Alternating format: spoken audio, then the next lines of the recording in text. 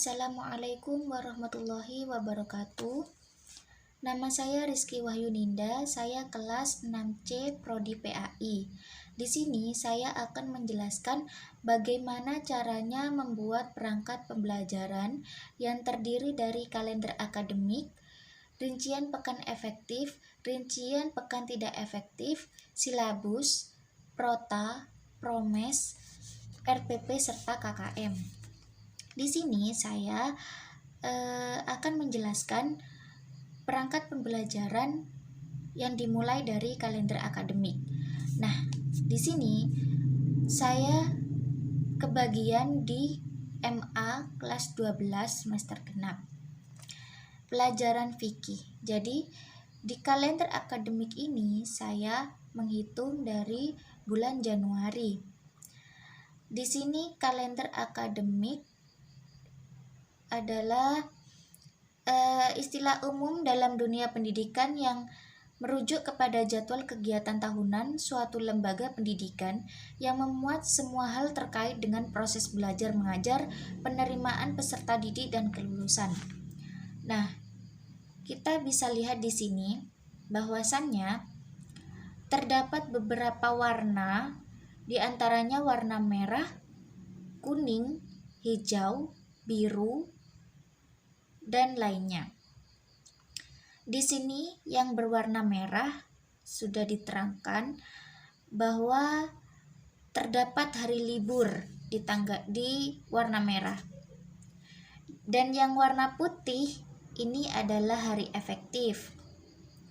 Di sini juga selain angka juga ada beberapa huruf.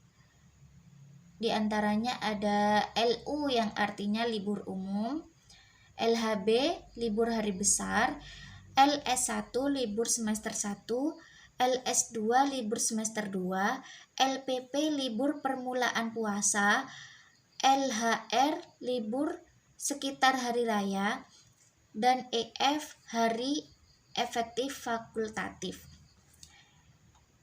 Di sini juga diterangkan semester ganjil itu ada 134 hari, semester genap ada 120 hari, hari efektif fakultatif ada 3 hari. Di sini sudah jelas semuanya. Lalu selanjutnya kita akan ke perangkat pembelajaran. Selanjutnya ada RPE atau rincian pekan efektif. Di situ kita akan tahu ada berapa pekan yang tidak efektif dan efektif.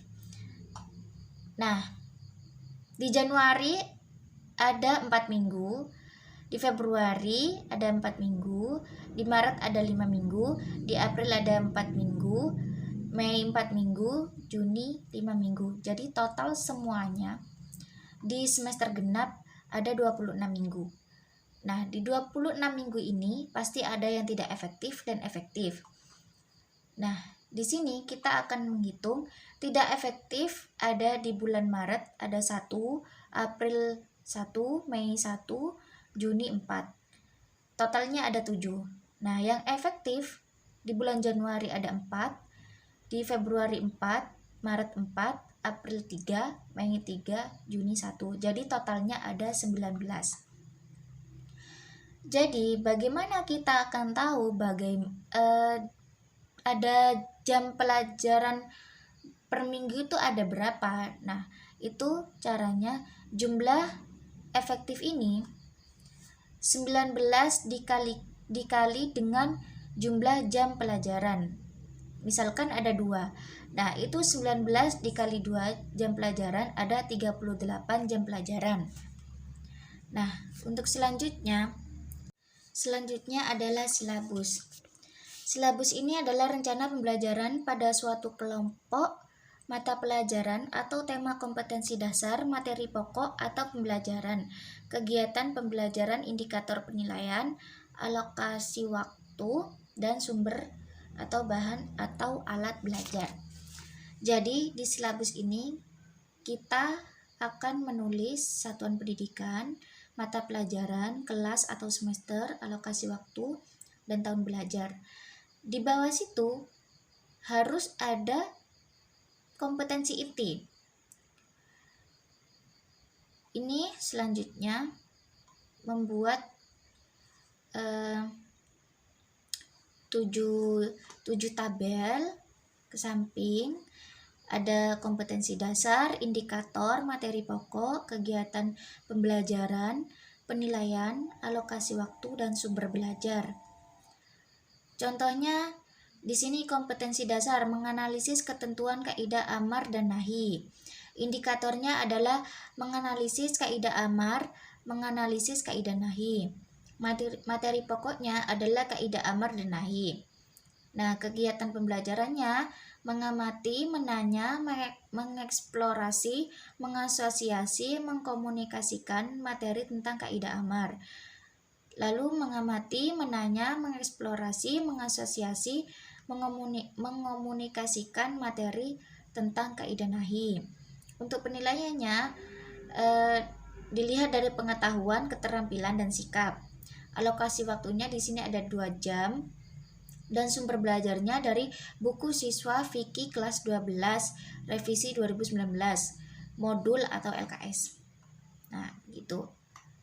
Selanjutnya setelah silabus ada prota. Prota adalah rencana penetapan alokasi waktu 1 tahun untuk mencapai tujuan SK dan KD yang telah ditetapkan. Nah, cara membuatnya ini ditulis program tahunan. Di bawahnya ada identitasnya juga, satuan pendidikan, mata pelajaran, kelas atau semester, alokasi waktu, tahun pelajaran. Di bawahnya harus ada kompetensi inti juga. Nah, di bawahnya ini kita menulis kompetensi dasar dan alokasi waktu. Selanjutnya ada promes. Promes yaitu bentuk penjabaran dari prota yang memuat gambaran pembelajaran dan pencapaian yang ingin diraih dalam 1 semester. Jadi kalau prota tadi itu pencapaian yang ingin diraih dalam 1 tahun. Kalau yang promes itu dalam 1 semester. Cara membuatnya juga sama. Ada identitasnya juga. Selanjutnya juga ada kompetensi inti, dan ini adalah bentuk gambaran dari program semester. Jadi ada materi pokok atau kompetensi dasar, ada jumlah jam pelajaran, ada bulan, dan ini angka ini adalah minggu. Jadi di bulan Januari ada 4 minggu, di Februari ada 4 minggu, Maret 5 minggu, April 4 minggu, Mei 4 minggu, dan Juni 5 minggu. Nah, di sini di bab pertama ini ada 6 jam pelajaran. Jadi dalam bulan Januari ini ada 3 pertemuan tatap muka. Begitu. Nah, 1 minggunya ini ada 2 jam pelajaran gitu. Nah, kalau di rincian pekan efektifnya itu sudah benar, maka promesnya ini juga benar. Selanjutnya ada RPP atau rencana pelaksanaan pembelajaran. Apa sih itu RPP? RPP adalah pegangan seorang guru dalam mengajar di dalam kelas. RPP dibuat untuk membantu dalam mengajar agar sesuai dengan SK dan KD. Cara membuat RPP itu ada identitas sekolah, mata pelajaran, materi pokok, kelas atau semester, alokasi waktu, dan KD. Lalu di bawahnya ada tujuan pembelajaran.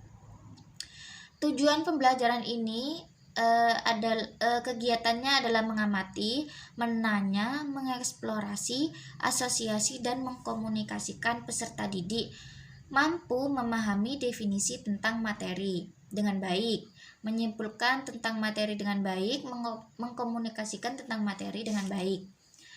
Lalu ada media dan alat atau bahan. Nah, medianya di sini ada worksheet atau lembar kerja siswa, lembar penilaian, LCD, proyektor atau slide presentasi atau PPT. Nah, alat atau bahannya ini ada penggaris, spidol, papan tulis, laptop, dan infocus, lalu internet. Kegiatan pembelajarannya ini dimulai dari guru memberi salam dan membimbing siswa berdoa. Selanjutnya, guru mengecek kehadiran peserta didik dan memberi motivasi, yel-yel atau ice breaking. Nah, selanjutnya ada guru menyampaikan tujuan dan manfaat pembelajaran tentang topik yang akan diajarkan. Selanjutnya, guru menyampaikan garis besar cakupan materi dalam langkah pembelajaran. Kegiatan intinya itu ada kegiatan literasi.